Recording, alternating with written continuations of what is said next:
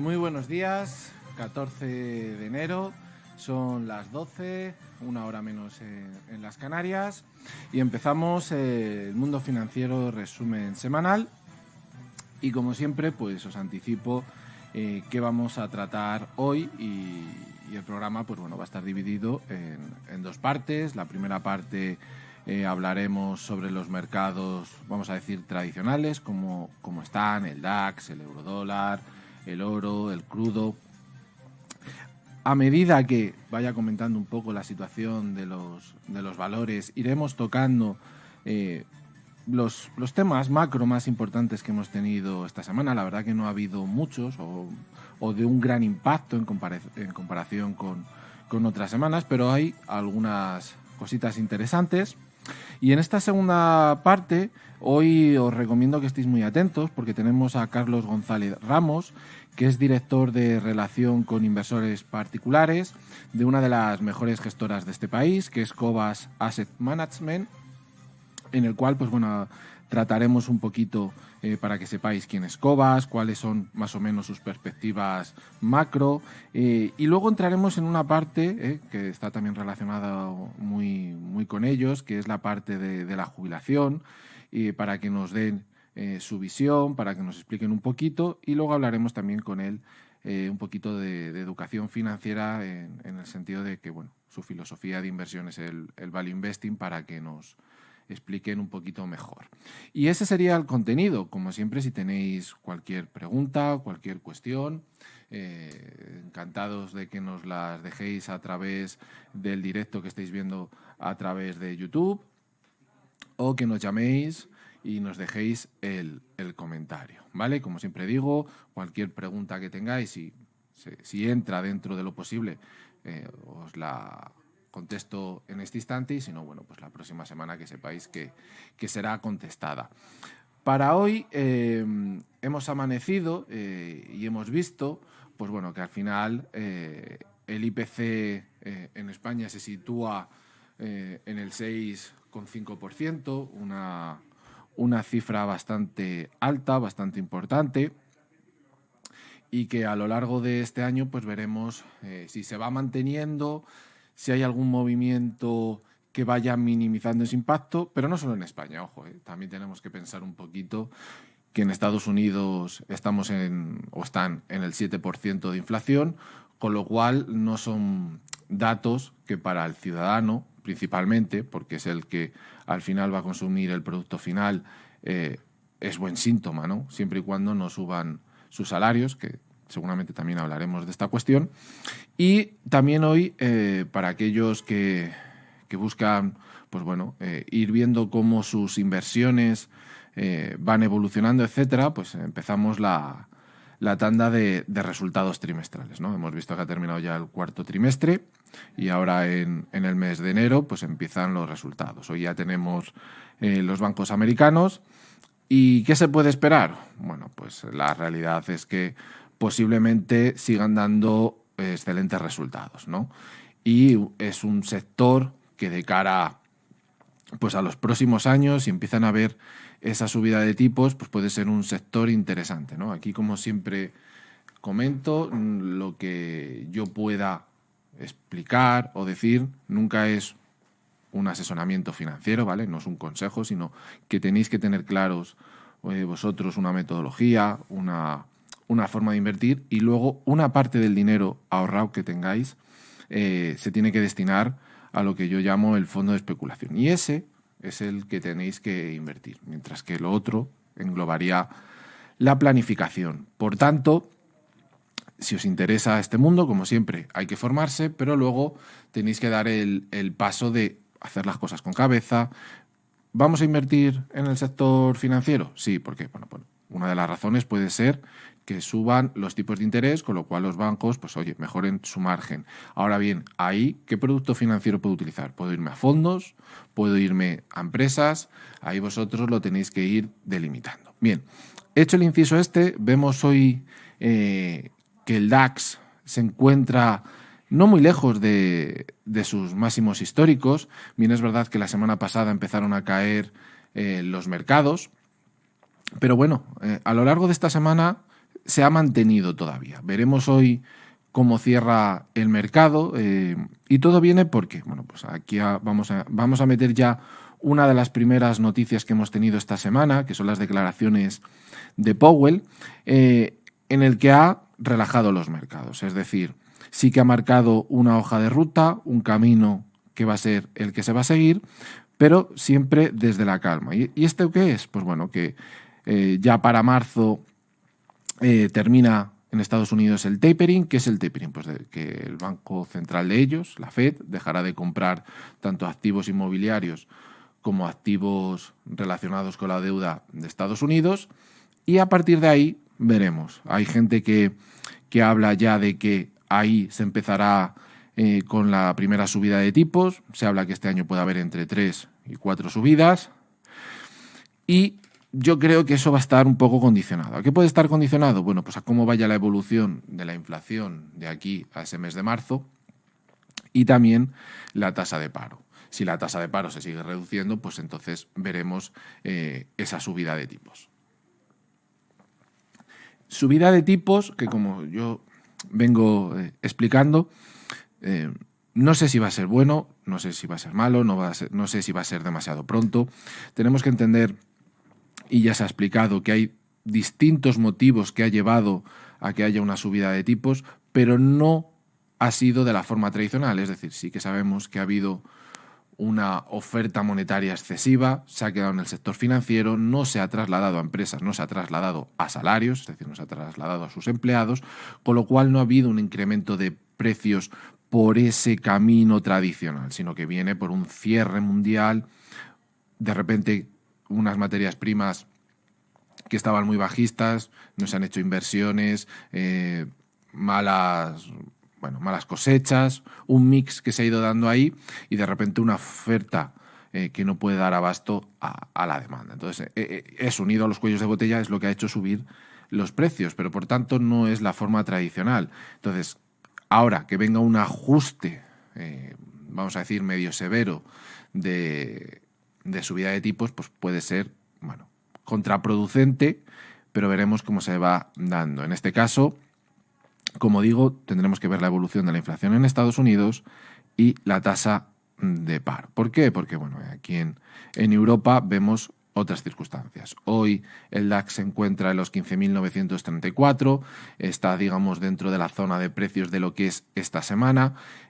Hoy, si rompe la zona de los 15.870, pues posiblemente sea ya un día tirando a muy bajista, o bien que se mantenga entre esa zona de precios y los 16.000 puntos, ¿vale?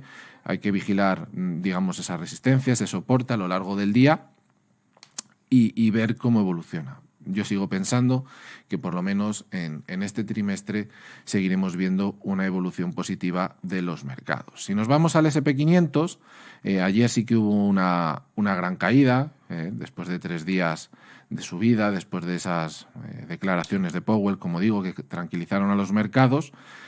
Y bueno, está aguantando hoy por la mañana, vienen los futuros de cara a la tarde, pues de momento un poquito alcistas, pero igual, a vigilar pues más o menos la zona de los 4.600 y por arriba pues los 4.700, ¿no? En el caso de que haya alguna rotura en esa resistencia o en esos soportes, donde veremos al final si el cierre es positivo o negativo. A diferencia, por ejemplo, del DAX, el S&P sí que está mucho más cerca de sus máximos históricos, ¿no? De esa franja de precios que está alrededor de los 4.700, que es su zona de máximos históricos que más ha intentado, ha puesto a prueba habitualmente, y como sigo diciendo, posiblemente continuará. El sector que está siendo más castigado de todos los que te puedas encontrar en el mercado, pues uno de ellos está siendo el tecnológico, ¿no? Está siendo muy castigado. Aquí podemos encontrar diferentes opiniones. La que está clara es que si alguno mira cuáles son las tecnológicas punteras desde distintos profesionales, se habla de que están muy sobrevalorados, ¿no? Que posiblemente sus valoraciones no se ajustan. Bueno, ahí puede haber discrepancias, ¿no? Porque como sabemos son nuevas tecnologías, llegó el COVID y un Facebook, un Amazon han seguido vendiendo, generando ingresos. Bien, es verdad que Facebook es distinta a Amazon, pero ha seguido generando dinero a través de la publicidad, ¿no? Eso es un hecho. La gente ha seguido queriendo vender y se ha tenido que publicitar. Con lo cual, ante esta circunstancia, si hay subida de tipos, ¿qué va a ocurrir? Que lo que es la valoración de las empresas va a empezar a descender, ¿vale? Eso hay que tenerlo muy claro. No vamos a entrar ahora en cuestiones un poco más técnicas, pero en principio esa es la lógica, que bajen los precios, las valoraciones de las compañías. Entonces, en este caso, como están tan altas las tecnológicas, bueno, pues vemos que donde más cae, por tanto, es en estos mercados. Ahora bien, aquí viene la idea de ¿seguirá cayendo tan a plomo? ¿Empezará a reducirse un poquito? Hoy, si nos fijamos, está otra vez en la zona de soporte. Aquí tenemos como una especie de doble techo en la cual de esa primera subida, de ese primer techo, está el soporte en la zona de los 15.000, ¿no? 15.500 aproximadamente.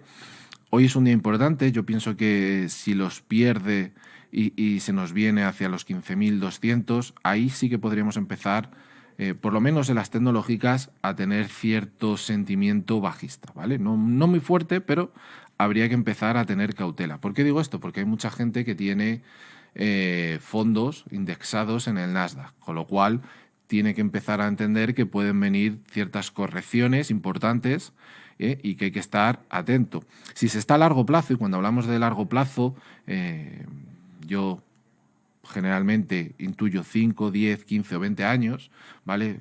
Para mí la inversión en una indexación tiene que ser de cara a esa jubilación, en el ir haciendo aportaciones para que si hay movimientos bajistas se puedan ir comprando a precios mejores. Hay que tener calma. ¿Que puede venir una corrección importante? Sí, incluso puede venir un poco más adelante, pero hay que pensar que se va a comprar a mejores precios y por ese lado podríamos estar más tranquilos.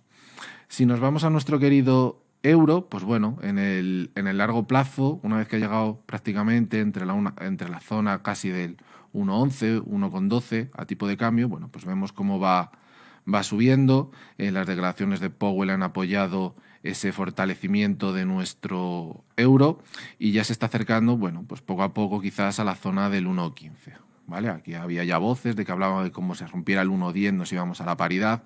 Bueno, por la fortaleza, por la subida de tipos en Estados Unidos, veremos, porque en el momento también que en Europa vaya terminándose el tapering y se empieza a hablar también de subida de tipos, pues bueno, esas caídas no serán tan importantes. A día de hoy, ¿dónde podríamos ver que puede cerrar hoy el euro? Pues como digo, cercano a la zona de los 1,15 o que lo supere. El crudo, bueno, pues el crudo sí que está en un momento que a ninguno nos gusta, a nuestros bolsillos nos duele, y es el momento de entender que está cercano a que vuelva a tocar la zona de los $85. En el caso de que rompa los $85, aquí hay desde JP Morgan a Goldman Sachs, se habla de los $100. Bueno, no sería la primera vez que tocamos los $100. Recordemos, y os lo voy a decir ahora mismo, un segundo. Tenéis que recordar que en el año 2008 llegó a estar en casi $145 y que luego entre el año 2011 y 2014 estuvo por la parte superior, no mucho, de los $100. Con lo cual, ¿ese escenario es posible? Sí. ¿Que eso se mantenga a lo largo del año? Bueno, esperemos que no. Puede que a lo mejor finales de este primer trimestre, inicio ya de la primavera y empecemos a ver un descenso, pero estos 3 meses quizás nos toque seguir sufriendo esa parte del crudo, ¿no? Bien, es verdad que la OPEP ha aumentado el número de barriles al mercado, pero estamos viendo que hay algunos países que no están llegando a sus cuotas. ¿Por qué? Pues porque años anteriores no se han hecho inversiones y lo estamos sufriendo. Un ejemplo muy claro, en esto lo tenemos en Estados Unidos, ¿no? Recordemos año 2019, Estados Unidos llegó a ser el primer productor de crudo del mundo, superando a Arabia Saudí, y a día de hoy resulta que lo que se está convirtiendo Estados Unidos es en el primer productor de gas licuado, ¿no?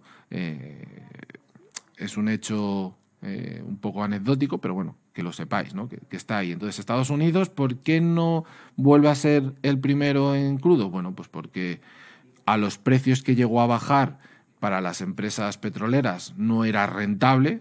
Recordemos el fracking y el shale oil. No era rentable y dejaron de hacer inversiones. Y claro, ahora los precios que va estando, ya lleva unos meses que se están volviendo a reactivar muchas de esas plantas de extracción de crudo, pero claro, eso lleva un tiempo, eso no es de la noche a la mañana. Con lo cual, pues bueno, con un poco de suerte, si siguen estos precios más o menos altos, de cara al año que viene habrá más oferta de crudo y no tengamos unos precios tan caros. Pero bueno, siempre y cuando también entendamos que las empresas y los países tienen que tener reservas. Cuestiones que este año resulta que las empresas no tenían reservas, con lo cual no han podido hacer frente a esa gran demanda que ha habido y nos hemos encontrado en la situación actual, ¿no? Pero bueno, lo dicho, hoy se encuentra en los $82, movimiento alcista bastante potente. Para el día de hoy, no digo que vaya a llegar hoy ya a la zona de los $85, pero bueno, que acabe por los 83, $84 hoy no sería descabellado. El oro está siendo muy particular, ¿no? Vemos una gran caída desde el año 2020 y no ha conseguido superar una franja de precios, ¿no? Que son los 1830, hoy los ha vuelto a tocar, hemos visto cómo ha vuelto a caer, está aguantando la zona de los 1820. Ayer llegó a cerrar en negativo y está en una zona de resistencia que, bueno, que si la realidad es que acaba de romperla, que se pueda ir otra vez hacia la zona de los 1900 podría ser interesante, pero lo ha intentado mucho, lo ha intentado pues prácticamente, para que os hagáis una idea, desde julio del año pasado, ¿vale? Lo he intentado en varias ocasiones, bueno, mayo, vamos a decir mejor, mayo, desde el año pasado, que llegó a tocar los 1900, luego tuvo otra posibilidad en noviembre, pero se han venido abajo. Entonces, quizás de cara a ese final del tapering y posible inicio de subida de tipos, sí que podamos ver subir el oro. El camino, como digo, una vez que rompa los 1830 tendrían que ser los 1900, pero no es algo seguro y tenemos que tenerlo en cuenta. Luego, ¿qué tenemos? Bueno, pues tenemos para todos aquellos que hacéis el Bitcoin, que os gustan los mercados un poco más sofisticados, aunque yo creo que con los que hemos visto hasta ahora, para cualquier inversor, sobre todo si quiere hacer day trading, y ahí no entramos si es lo mejor, si es lo peor, yo como siempre recomiendo, hay que saber los tres espacios de inversión. ¿Y cuáles son los tres espacios de inversión o el horizonte temporal de los tres espacios de inversión? Pues tendría que ser el day trading, el swing trading y el long trading. Si queremos ser inversores globales, debemos entender los tres espacios, debemos entender distintas metodologías o tener distintas metodologías de inversión y luego ver qué nos gusta más o dónde nos desarrollamos mejor, ¿no? Esas cuestiones hay que tenerlas siempre en cuenta y no es fácil porque yo sé que desde la publicidad que nos llega, cada vez que nos metemos en cualquier red social, se habla mucho de ahora, porque está de moda el mercado de las criptodivisas, el Bitcoin o el Ethereum o cualquier otra moneda. He leído esta mañana, por ejemplo, que Elon Musk va a aceptar pagar con la moneda esa del perrete, poderte comprar un Tesla, es decir, una auténtica locura, un sinsentido. ¿A qué viene eso? Es lo que nos tenemos que preguntar, porque ya lo hicieron con el Bitcoin y luego se echaron para atrás. Recordemos que se echaron para atrás porque decía que contaminaba demasiado. Bueno, pues la gente que mine aquí a nuestro amigo el perrete, pues ya me diréis a mí si no va a contaminar también minarlo. Entonces, bueno, desde ese famoso, una vez que tocó la zona de los 60.000, que también la tocó a finales del año pasado, se hablaba de que se iba a ir a los 100.000. Bueno, pues ha caído casi tanto como, o a lo mejor en la misma proporción que un Nasdaq, ¿no? Y es curioso porque se supone que es un activo que se quiere comparar con el oro, que es un refugio, por lo tanto tendría que estar subiendo, ¿no? Así que, bueno, para los que sean un poco más entendidos en este mundo, ahí tienen una pregunta que les lanzo para todo aquel que quiera contestarla, porque ahora mismo lo que tiene pinta es de que va a seguir cayendo. Antes de terminar, vamos a tocar los aspectos que decíamos macro. Una vez que hemos hablado ya de los valores, hemos hablado un poquito de Powell.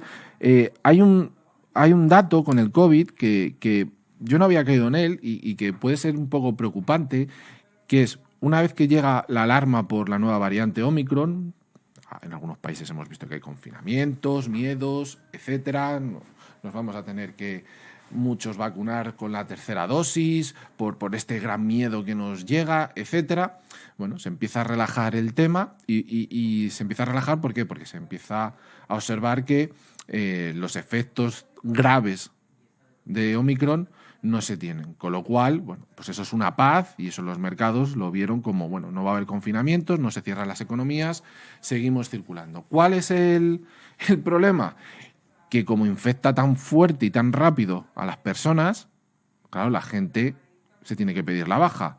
Y el problema es que se está dando en todos los países, con lo cual ya se está hablando que en algunos sitios hay, en algunos supermercados, desabastecimiento o falta de personal por esta circunstancia, que nadie la había tenido en cuenta. Y claro, podemos tener ahora unos meses, siempre y cuando no venga otra variante nueva, donde veamos cómo no es que haya confinamientos, pero hay, vamos a decirlo de forma oculta, confinamientos, ¿no? Porque la gente se queda en casa porque enferma y se tiene que pedir la baja. Con lo cual, es un dato curioso que vamos a ver si su incidencia es mínima o es excesiva, ¿no? Vemos como las bajas ya van siendo, pues ahora estábamos en 10 días, ahora se ha bajado a 7, por suerte, pero bueno, es un dato a tener en cuenta y que puede llevar a una ralentización nuevamente de la economía. Así que tenemos que volver a sumar como un problema, pues otra vez, el Omicron. En relación a Europa, en este sentido, voy a rescatar dos declaraciones, una del vicepresidente y otra de la presidenta del BCE. De Guindos vino a decir ayer, que bueno, ya lo había dicho su presidenta, ¿no? O su jefa, que es que la inflación no es transitoria, sino que al final está aquí, ha venido para quedarse con nosotros, para que no nos olvidemos de ella, y que se ha debido pues a los dos problemas, ¿no? Pues a los cuellos de botella y a los costes de la energía. Vale, en parte puede tener razón, pero bueno, que ahora digan que no es transitoria, pues bueno, son de estas cuestiones que se supone que son los expertos, son los que tienen los datos, son los grandes cerebros que están ahí por algún motivo y que hayan tenido tanto tiempo diciendo que era transitoria cuando muchos expertos, muchos, estábamos viendo de que eso no era así, que en sí ya existía la inflación, solamente que estaba, digamos, en una nube que era el sector financiero, pero que en algún momento tenía que caer a tierra, ¿no? Bueno, pues aquí la tenemos. Y luego, no siguiendo el camino de Powell, el BCE aquí en Europa habla de flexibilidad. Y tiene que hablar de flexibilidad porque yo creo que en el fondo le gustaría actuar como la Fed de Estados Unidos, pero no puede. ¿Por qué? Porque allí estamos hablando de que Estados Unidos es muy grande, pero todos van a una. Y aquí en Europa pues tenemos a España, a Francia, Alemania, Italia, Polonia, Grecia, etcétera. Es decir, cada país tiene su propia idiosincrasia. Entonces no puedes prácticamente hacer una sola política porque puedes afectar muy mal a otros países. A unos les puede ir muy bien, pero a otros les puede ir muy mal. Ahora nuestro país, con el endeudamiento al que nos está llevando este gobierno, pues están muy felices. ¿Por qué? Porque con esta inflación y sin subida de tipos, lo que tiene que devolver a todas aquellas institucionales o personas que hayan comprado deuda de nuestro país, les va a pagar, sí, pero es menor cantidad la que tiene que pagar. Con lo cual, pues están muy contentos. Y en ese sentido, nos vamos a encontrar que en el momento que empiezan a subir tipos, el problema que vamos a tener es que va a subir también nuestra prima. Es decir, no solamente va a subir los tipos, sino que va a subir también la prima. ¿Qué es la prima? Pues aquel extra que va a pedir un inversor por comprarnos nuestra deuda. ¿En comparación con quién, por ejemplo? Pues con Alemania. Alemania tendrá que pagar más por su deuda debido a la subida de tipos, pero no va a tener una prima tan alta, con lo cual pues para nuestro país va a ser un problema. Así que veremos esa flexibilización cómo se va dando. Y luego, desde la geopolítica, para ir terminando, vamos a ver, pues hemos tenido esta semana una reunión, primero Rusia, la OTAN, Estados Unidos, puede que luego haya una con Europa, porque se han reunido los ministros de defensa en Europa, pero vemos claramente cómo Rusia nos tenemos que llevar bien con ella, es la que tenemos más cerca y que nos puede suministrar buena energía, y no hacemos las cosas bien, ¿no?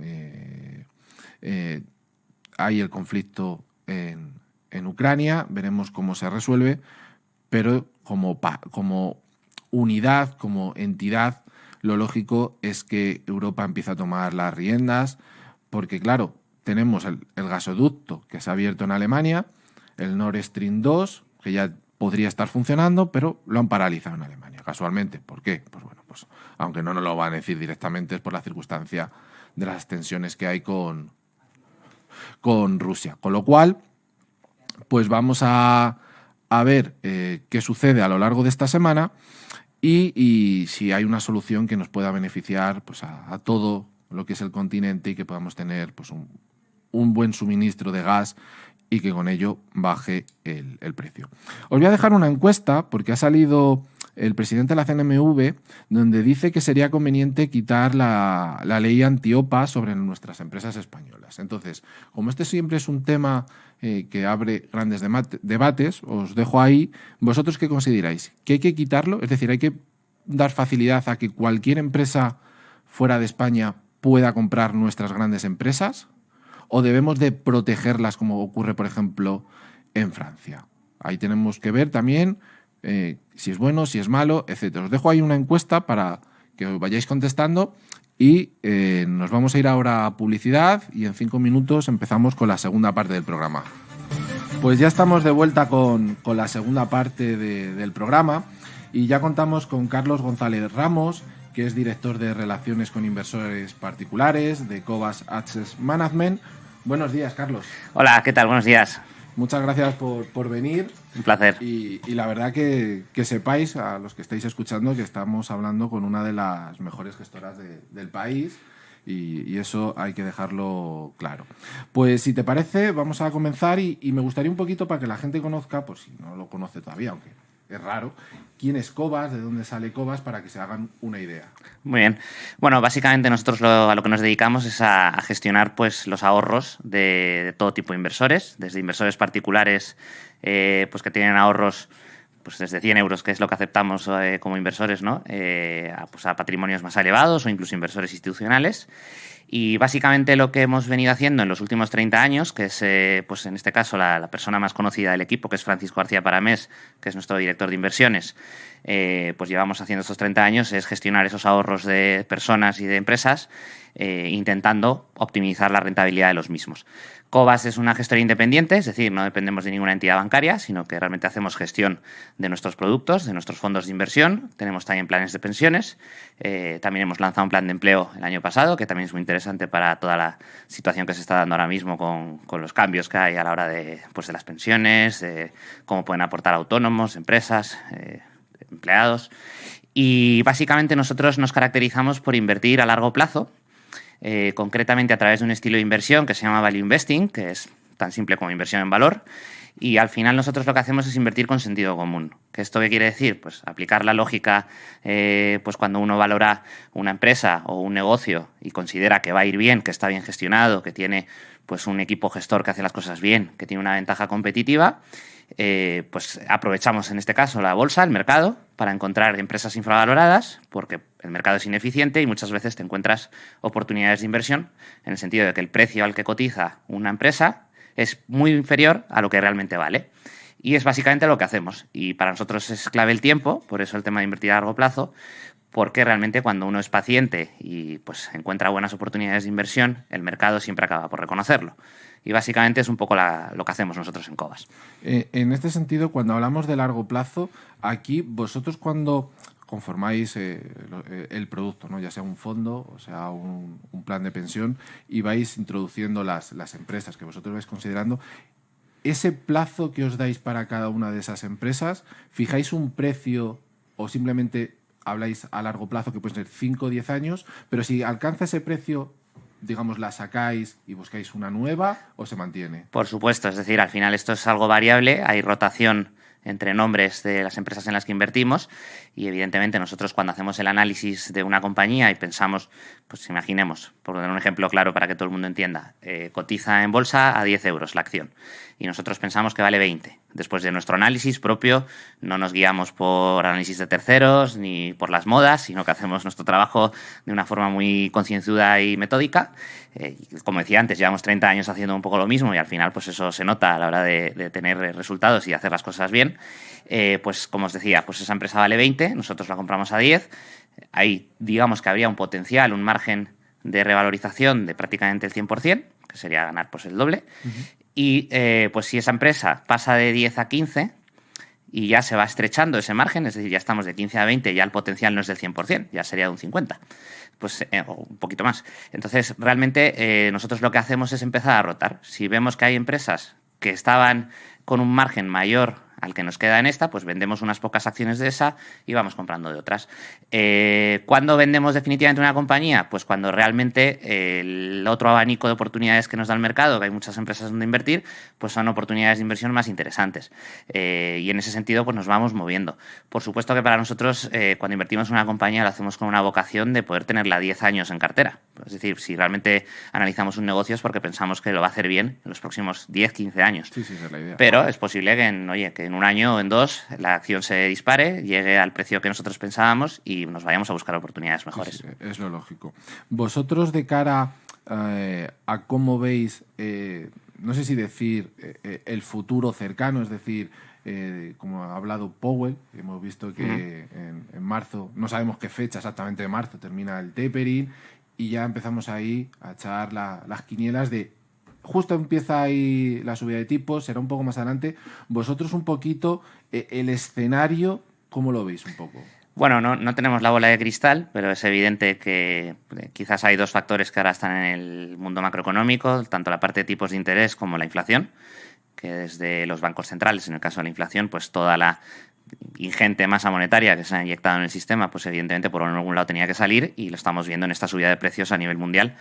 Dato de hoy de la inflación en España, 6,5 a cierre de diciembre, que si descontamos incluso las rebajas que se han hecho en los impuestos, etcétera, estaríamos hablando del 7,3, es decir, una inflación bastante importante.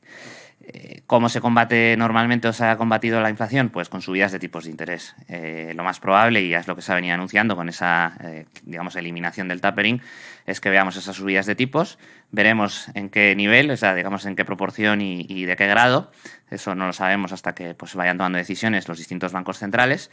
Para nosotros en Cobas, todo esto, de alguna forma, somos un poco más agnósticos a nivel macroeconómico porque lo que nos fijamos son en los negocios, en las empresas, es lo que nos importa realmente.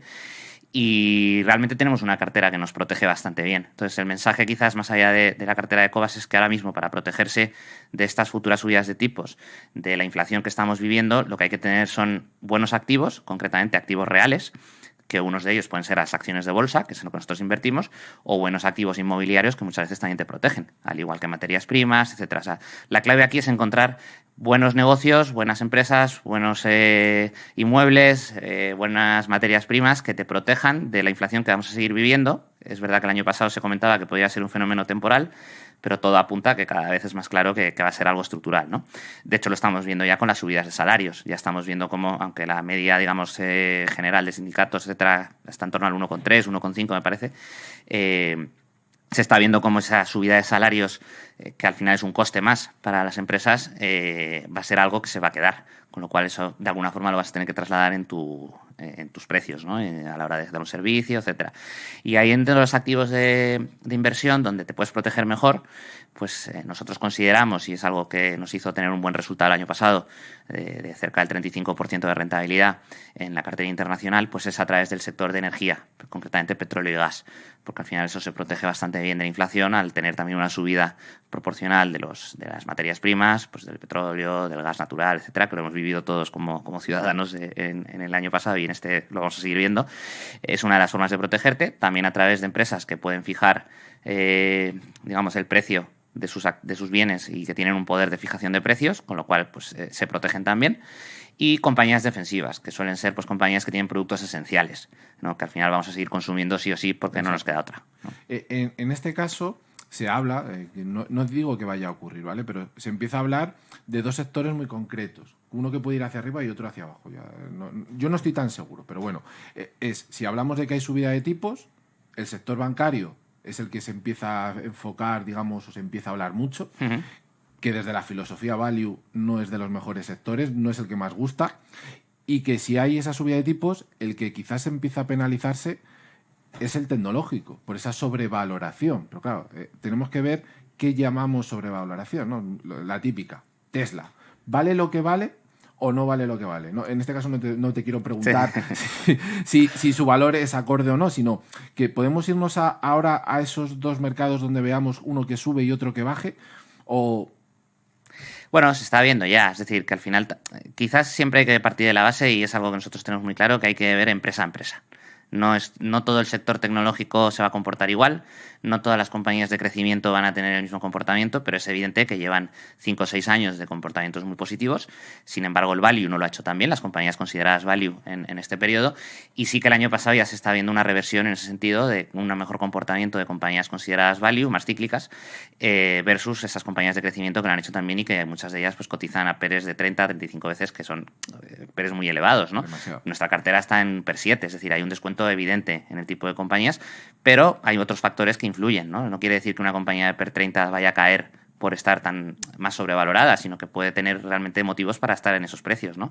Que puede ser el caso de algunas de las tecnológicas que siguen haciéndolo bien y siguen presentando buenos resultados. Concretamente, ¿qué va a hacer el mercado? Nadie lo sabe. Es evidente que hay una rotación y que lo normal es que esas compañías más infravaloradas de los últimos años, y se está viendo ya desde el año pasado, va recibiendo mayor flujo de inversiones, es decir, que hay inversores cada vez más interesados en este tipo de compañías y eso al final hace que las acciones suban. ¿Qué va a pasar con el resto del mercado? Pues quizás nos tenemos que fijar en lo que ha venido pasando estos meses. Esta proporción, digamos, comparativamente con la evolución de las compañías value, como comento, pues no lo están haciendo tan bien. ¿Podemos aventurarnos a que compañías como Tesla van a empezar a caer, etcétera? No, tampoco podemos decir eso. Lo que sí hay que tener claro es, oye, yo decido invertir en una empresa porque creo que vale más, y también que tengamos un poco de viento de cola. Y parece que efectivamente en las compañías en las que nosotros estamos, ese viento de cola se está produciendo. Un ejemplo, este inicio de año, pues nuestra cartera está prácticamente en un 7% de rentabilidad en 15 días y el mercado, el índice, está en el 0%. Es decir, y ahí es donde un poco se refleja cómo hay compañías concretas que sí que están teniendo buenos resultados. Sí, que aguantan. Sí, porque, como decías, aunque la macro pueda decir, en función de lo que se vaya dando, ciertas circunstancias, la cuestión es que hoy empezamos ya con los resultados trimestrales, sí, en Estados Unidos con los bancos. Cada trimestre van a más. O sea, la economía puede ir haciendo X de momento, pero lo que está claro es que todas las compañías van dando buenos resultados, con lo cual son las que marcan, yo creo, en mi opinión, al final lo que hace la bolsa. Totalmente, o sea, los resultados de las compañías y que van materializando esas expectativas que van planteando es clave, es para que realmente haya una confianza y que al final los inversores sigan apostando o invirtiendo en esas compañías. Tema de bancos, que antes al final no lo he dicho, pues nosotros es cierto que no somos muy fan de los bancos en general. Cuando hemos invertido en bancos ha sido normalmente en bancos dentro de nuestra cartera ibérica, porque los conocemos bien ya de muchos años. Los tipos de interés que suban les ayudará evidentemente a mejorar su cuenta de resultados, que ha estado dañada estos años, y los sectores pues como el bancario, en general el financiero, ¿no? También seguros, etcétera. El sector también de infraestructuras se puede ver beneficiado, y luego pues hay compañías farmacéuticas, etcétera. Bueno, hay algunos sectores que estas subidas de tipos les pueden venir bien, y luego hay, como yo decía al principio, si tú tienes una empresa que es capaz de defenderse, te da lo mismo en qué sector esté. O sea, lo importante es que sea capaz de asumir cualquier cambio macroeconómico global que afecte a su negocio, ser capaz de seguir manteniendo unos buenos resultados. Y lo acabas de decir tú, es decir, al final lo fundamental es que trimestralmente vayan dando esos resultados positivos, y aunque haya un trimestre que no sea tan positivo, que las expectativas o las perspectivas sean buenas. Exacto. Cambiando un poquito el tema, dentro de lo que es la macro, la micro para nuestro país. Vosotros tenéis planes de pensiones. Bien es verdad que ahora el gobierno, con esa modificación, ha perjudicado a lo que son los planes de pensiones individuales, está fortaleciendo sobre todo el que es de empresa. ¿Vosotros cómo veis un poco el futuro de las pensiones? Exactamente cómo funciona, es decir, ¿cómo estáis buscando empresas en las cuales lleguéis a un acuerdo, entiendo, con ellas para instalar vuestro plan de pensiones para favorecer al final a los ahorradores, a los trabajadores?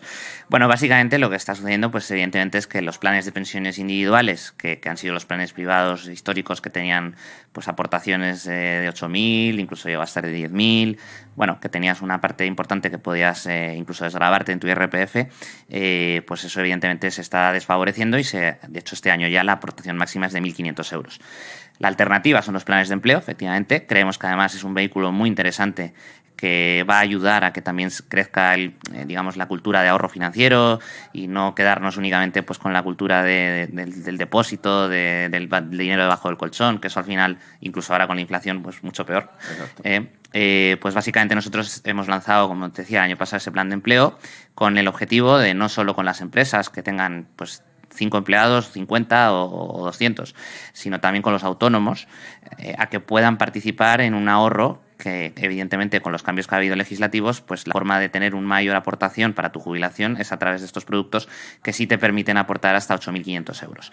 De tal manera que tanto la empresa como el empleado pueden hacer esas aportaciones de una forma en función de el acuerdo que se llegue en cada empresa y de alguna manera beneficiarte a futuro, que es muy importante el ahorro porque evidentemente con las pensiones y el estado general de la pensión pública, pues muchas de las generaciones que nos queda todavía unos años de trabajo, es probable que no tengamos la misma suerte que los que están cobrando ahora mismo las pensiones, con lo cual tenemos que complementar muy claramente nuestros ahorros a largo plazo.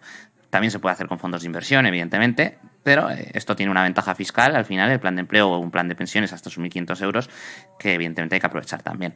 Por lo tanto, pues es clave. Nosotros enfocamos el futuro como que el plan de empleo va a ser fundamental en la base de trabajadores y de ahorradores, y que muchas empresas, si quieren dar un complemento además a que la gente siga trabajando para ellos, a que estén contentos y felices en su empresa, yo creo que al final son otras variables muy importantes, pues van a tener que ofrecer este tipo de productos, ¿no? Y nosotros ya el año pasado contamos ya con varias empresas que se han adherido a nuestro plan de empleo y esperamos que este año, pues según vaya evolucionando todo, sigan entrando, ¿no? Porque efectivamente es que ya la parte de planes de pensiones individuales ha quedado muy reducida.